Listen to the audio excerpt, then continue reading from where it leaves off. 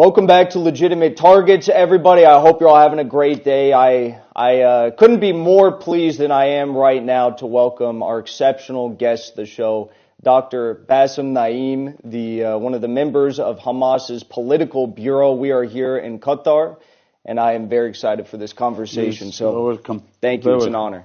Please.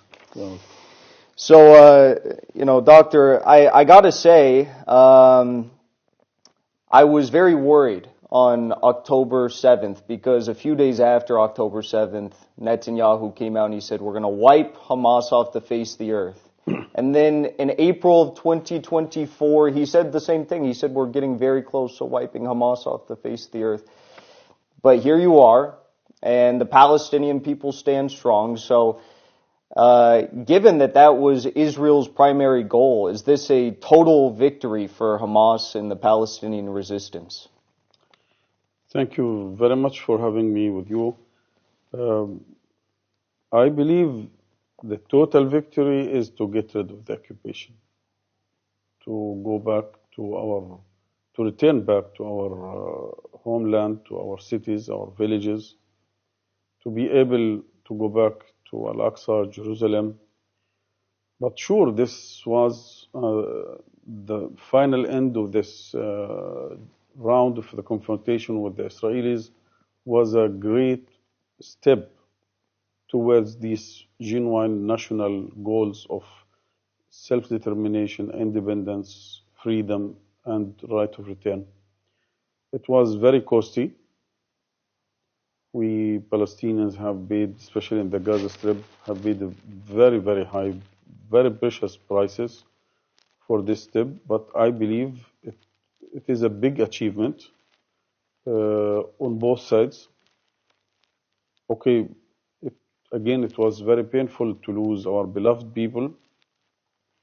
More than 50,000 registered as killed, but we are still waiting to get rid of the rubble, to be sure about the rest who are at least around 10 to 15,000 still under the rubble, 100 to 120 injured, at least 20,000 of them are seriously wounded, thousands kidnapped from the Gaza Strip and are inside Israel, but we have no idea about them, are still alive or have been killed or killed under torture.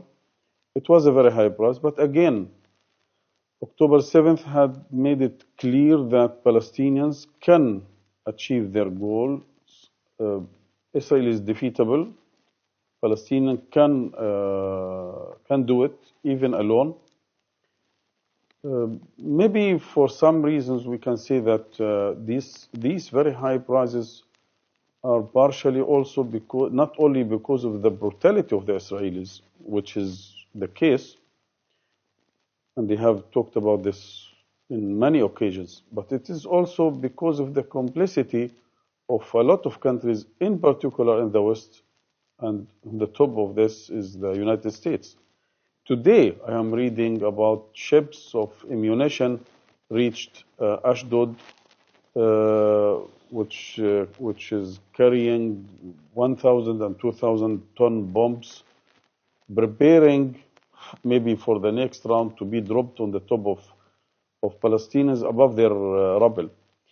Therefore, I believe if the international community, if the Western countries were committed to their obligations according to international law, I am sure we have saved a lot of lives, we have saved a lot of blood, a lot of tears. And Palestinians, at the end, they are not asking more than their genuine rights, their rights according to international law to have their own state, independent, self-sovereign state, to live in dignity and freedom. Therefore, again, it is, when we understand this context, it is a victorious step. Donald Trump has come out a few times and he says that the population in Gaza is now 1.7 to 1.8 million. Of course, before October 7th, the population was much more than that, 400, 500,000. Do you think his statistics are accurate? And if so, where did all those people go? Because, we see the Ministry of Health in Gaza. They say that the death toll registered officially is over 40,000. That Lancet study said 120,000. But what about the others? Exactly, I have no idea about his intentions to mention this number, but officially there are 2.3 plus million Palestinians in the Gaza Strip. Around 200,000 plus of them are outside the Gaza Strip, some of them after the war, but some of them before the war. They have left Gaza for different reasons, to study or for job. Therefore, we are talking about 2.1 million Palestinians who are registered in Gaza Strip. Official figures talking about and statistics talking about, as I said, 50,000 killed, 10 to 15,000 are still missed under the rubble, and 120,000 Palestinians wounded. Where this gap, how he made it, I don't know. I heard some analysis that he is talking that maybe there are 400,000 to 500,000 Palestinians who are Hamas supporter or Hamas affiliated, and if they decide to stay or in Gaza or to, he is ready to wipe them out. But I think this would be a very evil idea. Of course. I mean, just your opinion on this. Trump says that he's going to forcibly displace, or he wants to do that, the 2 million people roughly in Gaza. And for the past 15 months, all of these Zionists in the Western media and the political class were saying that every single Palestinian is a terrorist and a terrorist supporter. And now they're saying that Europe should take the Palestinians or the Gulf states should take the Palestinians. I mean, what is your response to this hypocrisy? Unfortunately, you have described it very well. It is the hypocrisy. We have seen it in a lot of cases in Afghanistan, in Syria, and other countries, how the Western politicians dealing in a very hypocritic way. First of all, this confrontation, it is not between Hamas and Israel, because this has been said all the time, especially in the Western mainstream media. It is between Palestinians and Israel. Maybe this time it is led by Hamas, but 20 to 30 years ago it was led by Fatah, 50 years ago it was led by PFLP and other.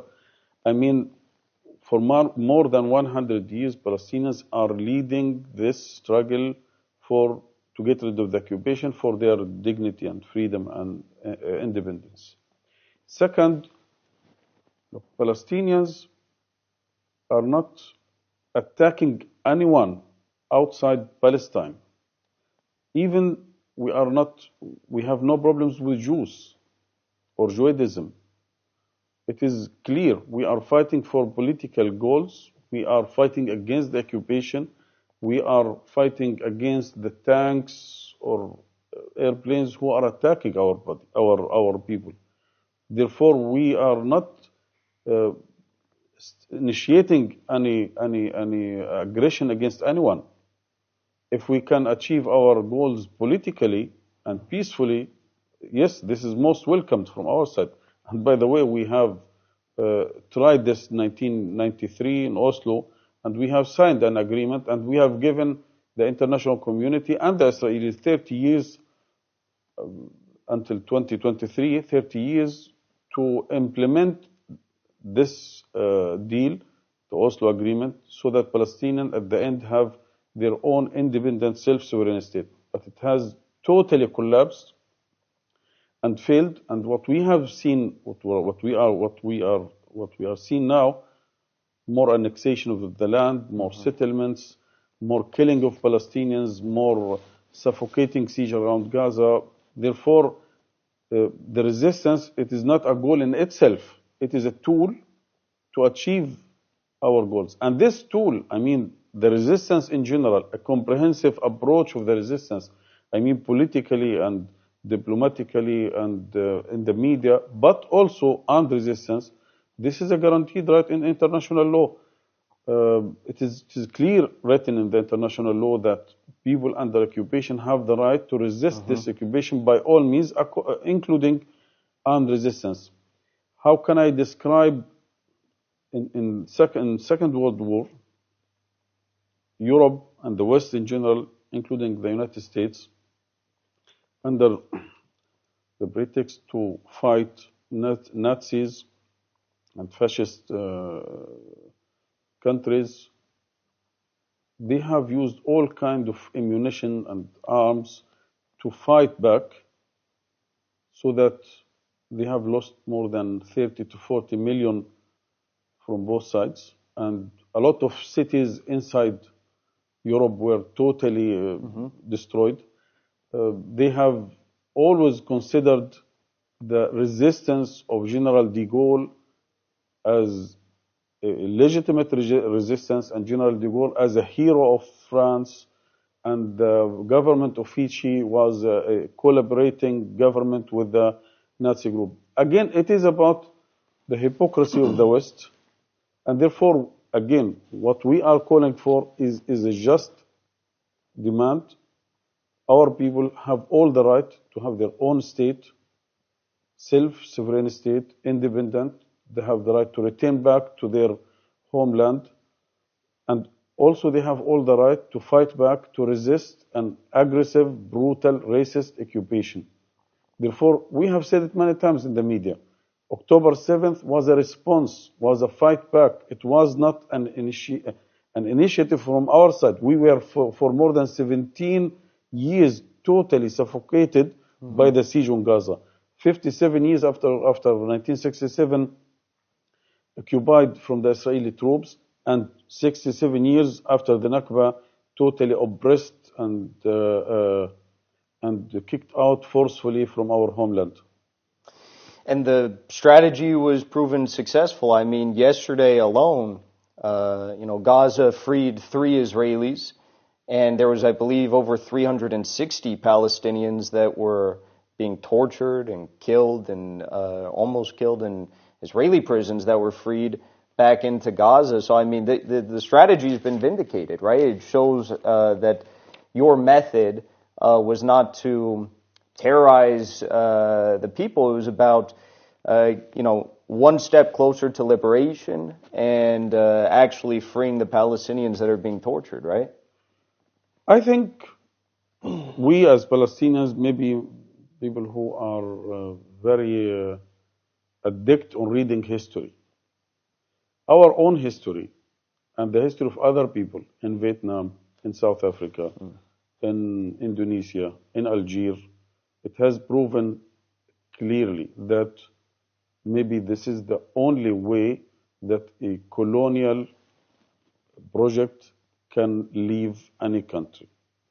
And I believe that one of the famous philosophers who was an Algerian officer, a patriot, who said, this is the nature of colonial projects. They are brutal, they are savage, they cannot leave simply from their own decision. They have to be obliged, they have to be forced with very costly prices to leave the country. Unfortunately, there is no other way. And again, we have said it many times, if there is any other way which is peaceful and political, that Palestinians can gain their rights, it is most welcomed, and it is the preferable way for us. Yeah. It is not easy for any one of us to lose his children, mothers and fathers, to lose the house, or to lose any of his properties. But therefore we have said it also repeatedly, the Israelis have pushed us or resorted us to this way. Again, because we have already offered a hand for peace through signing that agreement. and it was undermined and sabotaged by the Israelis. If you read the book of Netanyahu, which was written in 1996, he said it clearly. There is no chance for any idea like two-state solution. And he has repeated this for 30 years. And the last time was in 2024 in front of the UN, that General Assembly, that there is no place between the river and the sea for any political entity except Israel. I think you're 100% correct. I mean, Mao Zedong said that true political power only comes out the barrel of a gun. Do you think that the Palestinians are closer to having you guys a Palestinian state now than you were on October 6th of 2023? 100% yes, because on October 6th, we were on one side when it comes to the Israelis. They have declared their official plan for 2024, 2025, this so-called the final solution plan, which was adopted by the government and budget allocated, and they have already started to take practical steps to annex the West Bank, to Judaize Jerusalem and expelling forcefully the people from there, and to change the status quo in Al-Aqsa Mosque forever, which is also against international law, and continue the siege, the suffocating siege against Gaza, and then starting the so-called normalization process with the Arab countries. This plan, if we don't have October 7th, I'm sure Palestine would be totally forgotten forever from the present and from the future. Especially, we believe that if this normalization process went according to their plans, and they were able to bypass the Palestinian or to overcome the Palestinian question according to Netanyahu plans, there will be no context or no conditions which enable the Palestinians to struggle again for their historical goal, which is freedom and dignity and independence. Therefore, October 7th was a fight back against all these aggressions on a daily basis. By the way, 20,000 Palestinians were killed between 2000 and 2023 on different checkpoints and in Gaza.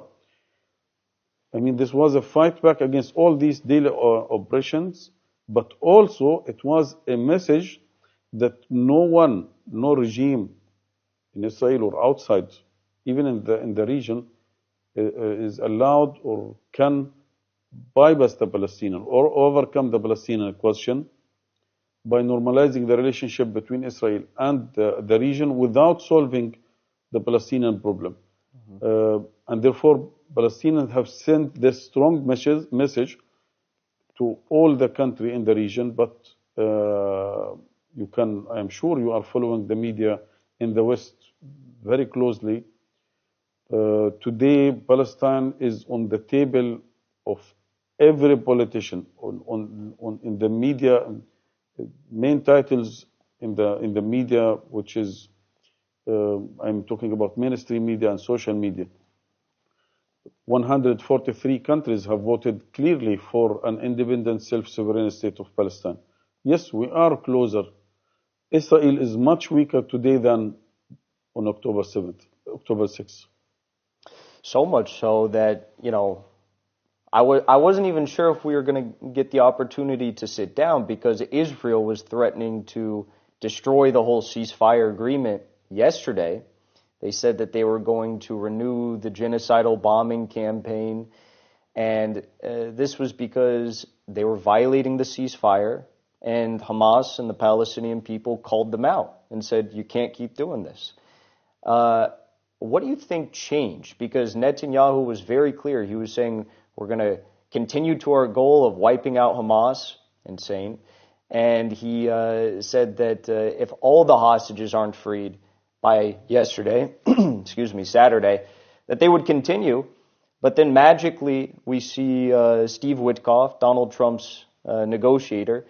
He's talking with the mediators, and then out of nowhere, Israel agrees to the release of only 3 hostages, reportedly increased the amount of aid that they were sending into Gaza, and you guys won again. And Ben Gvir's freaking out. So what changed there?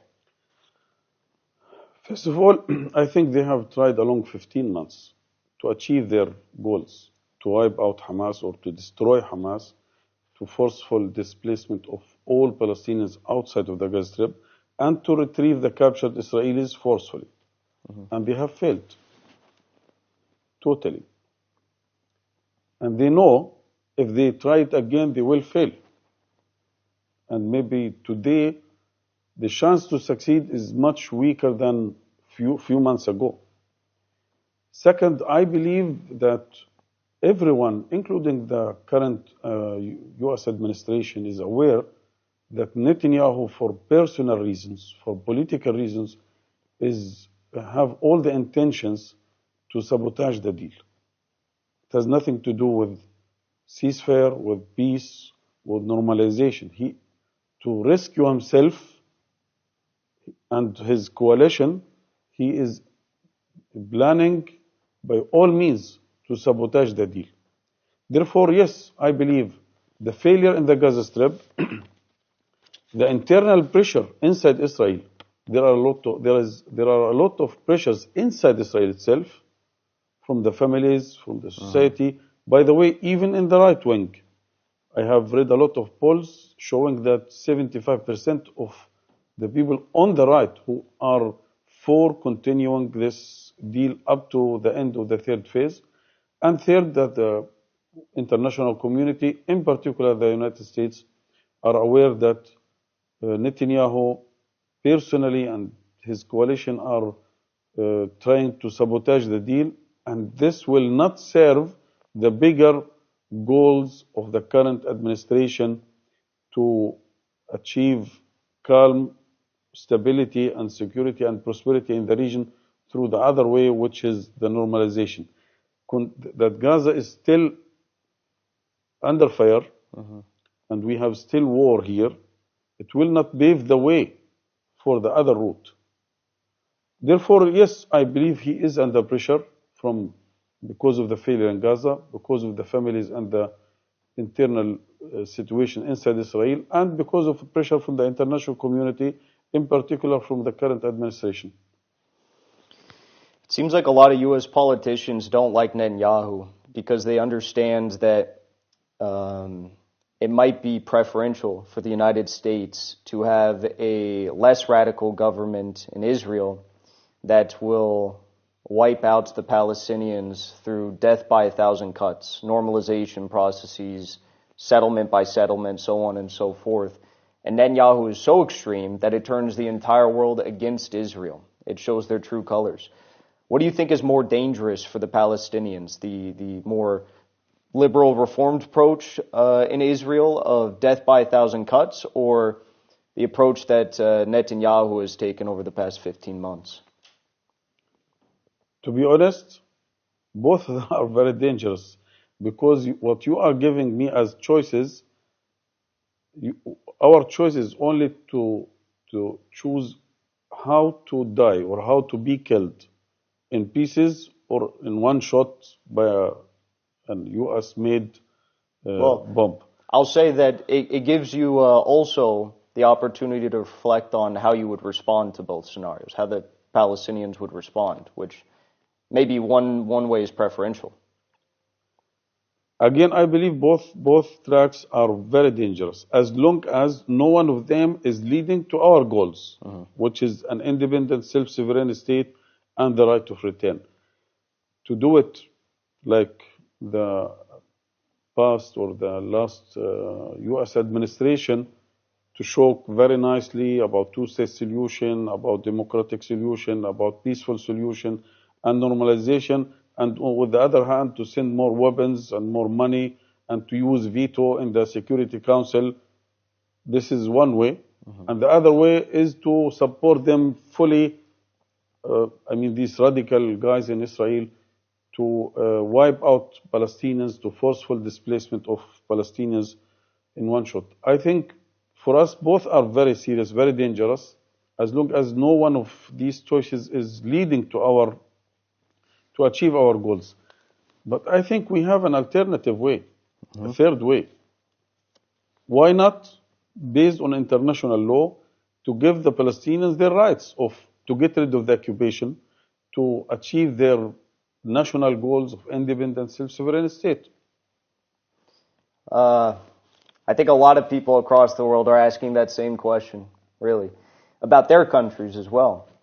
There's no respect whatsoever for international law, for the rules-based international order, or whatever they want to call it in the West. And yes, it could be, you could be right, but the question is either we have law or the law of jungle.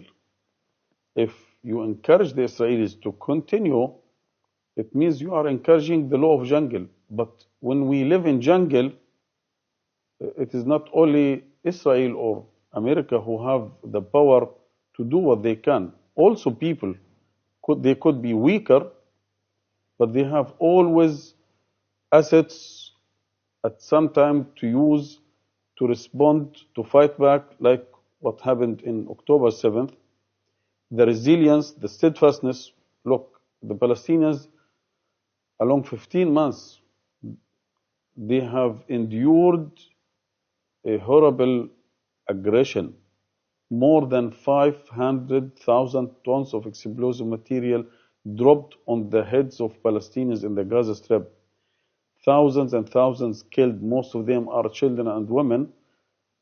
But you didn't get one picture of a Palestinian trying to break the borders near Egypt to flee from the Gaza Strip. On May 7th, 2024, when Netanyahu decided to invade Rafah near the Egyptian borders. In Rafah at that time there were 1.2 plus million Gaza Palestinians in the city. And when the incursion started and when the aggression started, all these people moved to the north. No one single Palestinian moved to the south, towards Egypt. Therefore, this has shown clearly that Palestinians, despite they knew that they are moving toward killing, death, hunger, starvation, no electricity, but despite of this, they show their commitment to their cause, to their land. Therefore, yes, you might have more military capabilities, but this is not the only or the sole source of power. People have sometimes, by their steadfastness, by their resilience, by their readiness to sacrifice. We said in Arabic, a bare hand sometimes can break a gun. I like that. But also, the military expertise of Hamas and the Palestinian resistance factions has been incredible. I think many people across the world are shocked by the courage and the honor that they have exhibited over the past 15 months. And I guess what are the secrets to the success of this revolutionary force that is able to defeat one of the most powerful militaries on the face of the earth on paper? And also, one more additional question to that. Israel claims that about 1,071 IDF troops died in Gaza. Do you think that number is accurate? I read the latest press releases from the IDF. They are talking about 5,945 Israeli soldiers killed and 15,000 wounded and out of service. Wow. And we believe that the numbers are bigger because they are talking about the official registered soldiers. You know that they have other groups, other fighters, They came from all over the world, what we call it mercenary.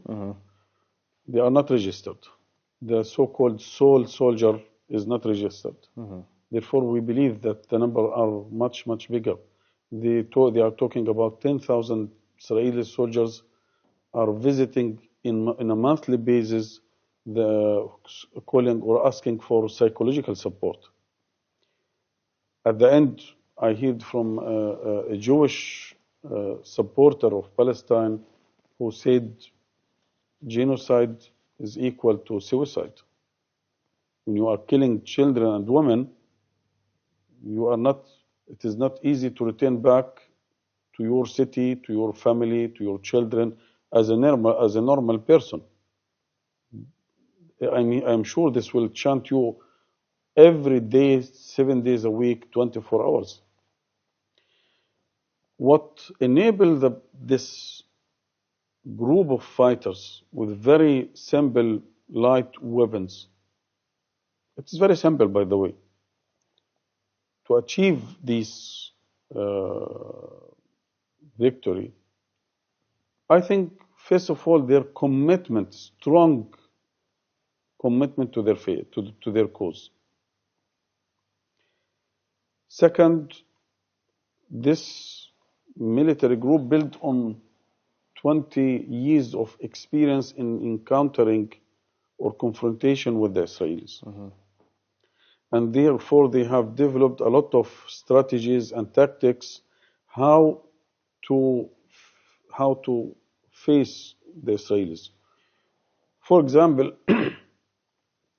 maybe beginning 2024, there were instructions to the fighters not to provocate the Israelis.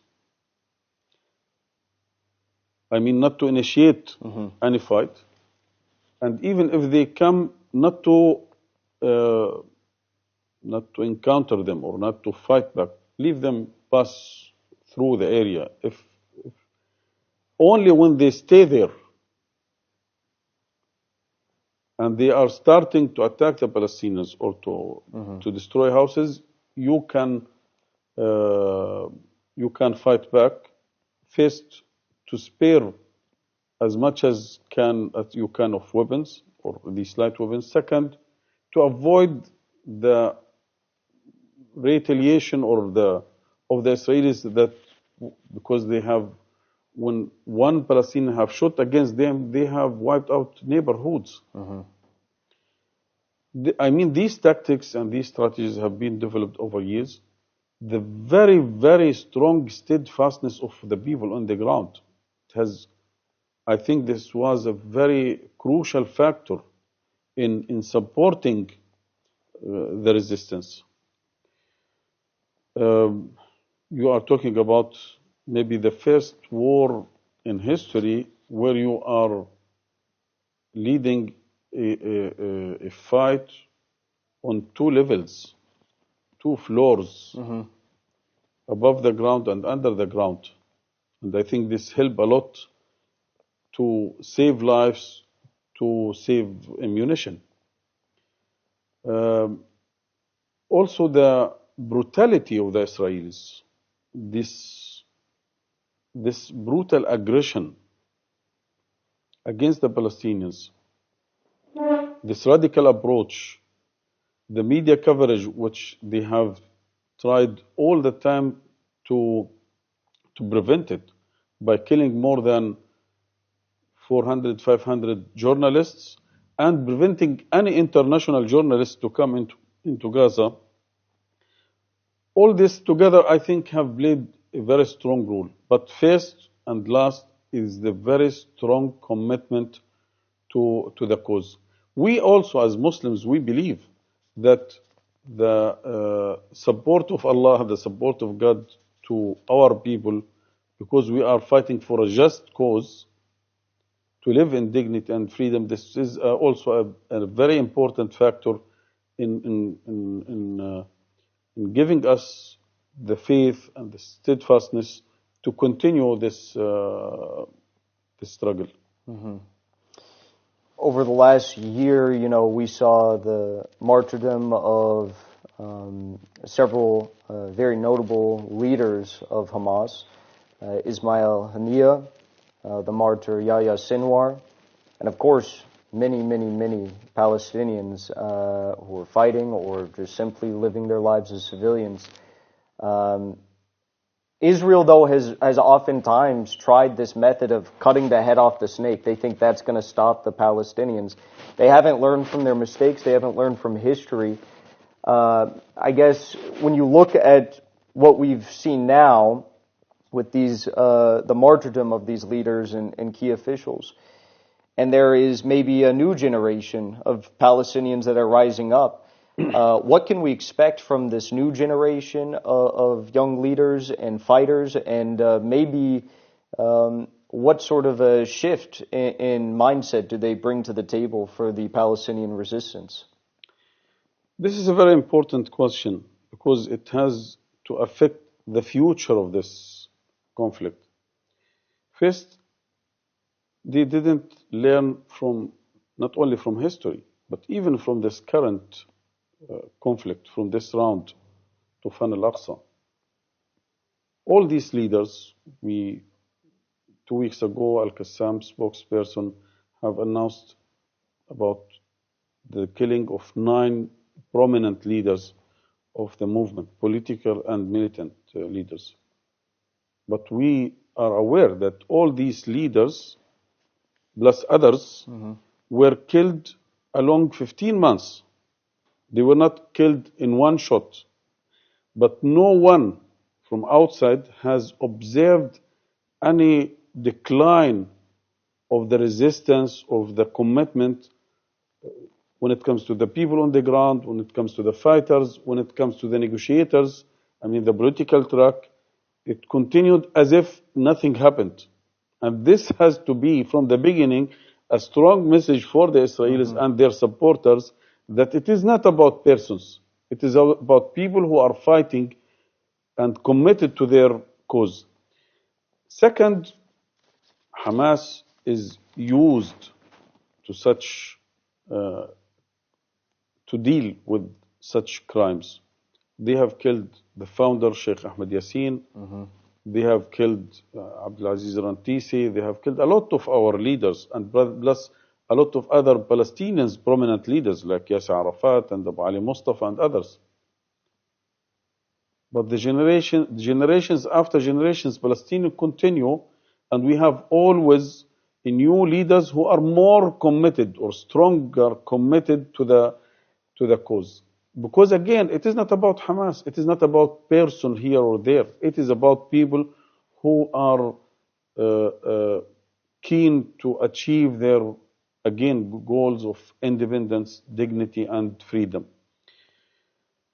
And to live in peace, prosperity with all other peoples like any other nation. But they didn't observe again that after the killing of any leader, we have a new generation of leaders and cadres and others who are more committed, more sophisticated, and maybe more wise to lead this battle. But what I can say today, which is more important for the future than the past, about the killing of, look, today in Gaza, for example, you have around 2 million Palestinians. 70% of them are below 18. Children. Most of those fighters who fought during this round were in 2014, when the Israelis attacked Gaza Strip, were children. Those who were children in 2014 who are now carrying the guns to fight back.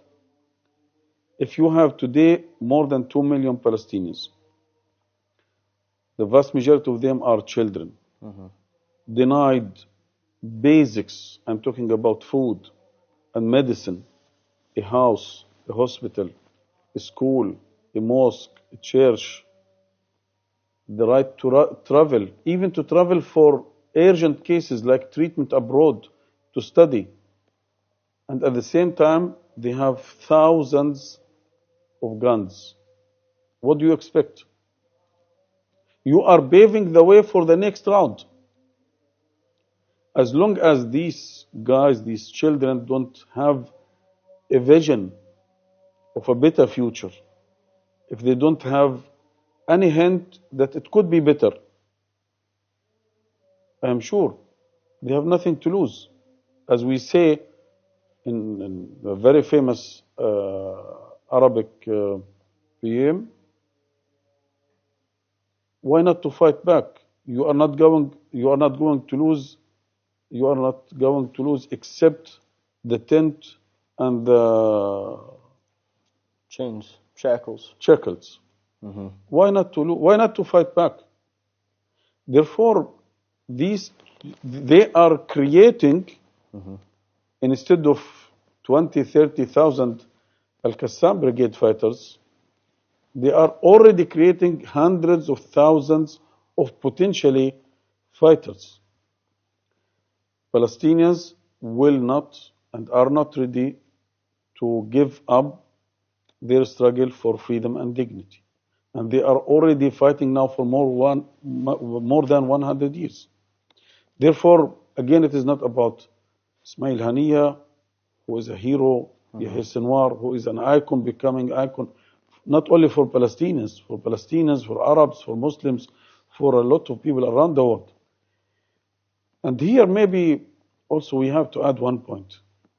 If you study the Israeli politics in the last 2 decades, you can observe a clear shift from the left to the right, radical right, religious right. Until now, we Palestinians, we are still fighting for a political goal, a state, right of return, according to international law. But the Israelis, for the last 2 decades, they are shifting this conflict from a political conflict into a religious conflict. Their rhetoric, their statements, their ideas, ideologies, I am talking about politicians, Knesset members, media, everyone. He is talking in a very religious language. What does it mean? It means that instead of fighting and negotiating today with 2, 3, 4 million Palestinians, it will come a day that you are negotiating and fighting against 1.4 or 7 million Muslims, because they will feel it is not about Palestinians, it is about Al-Aqsa, which is the 3rd holiest shrine in Islam. It is about the holy Jerusalem, Al-Quds. I mean, if we leave these radical religious groups to shift this conflict from a political conflict about statehood and right of return and international law, international humanitarian law, into a religious conflict, I am sure you are destabilizing not only Palestine, you are destabilizing the whole region and maybe the whole world.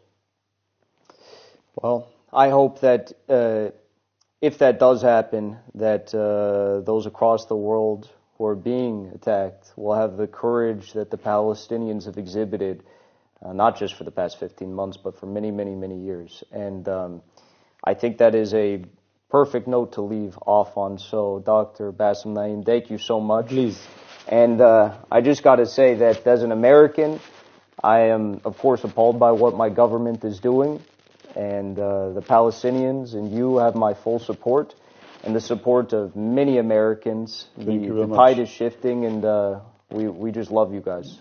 By the way, we have observed this all the 15 months along, how many thousands and thousands of Americans from all faiths, not only Muslims, not only Christians, but also in the forefront Jews who fought and struggled to stop this aggression, and also supporting the rights of Palestinians. And really, we are appreciating this very, very highly. And we believe, again, and I have to emphasize this, that it is not about Jews or Judaism. It is about political rights to live in freedom and dignity, And when we have seen all these thousands of people in the streets, in universities, rail stations, inside the Capitol Hall, everywhere, we have believed that this brought us nearer to the goals, our national goals, because we know that at the end, America is the decisive power in this context, and this huge mass of people who are raising their voices and paying prices for this to support our goal, it is a good sign that we are on the right track. Thank you so much. Please.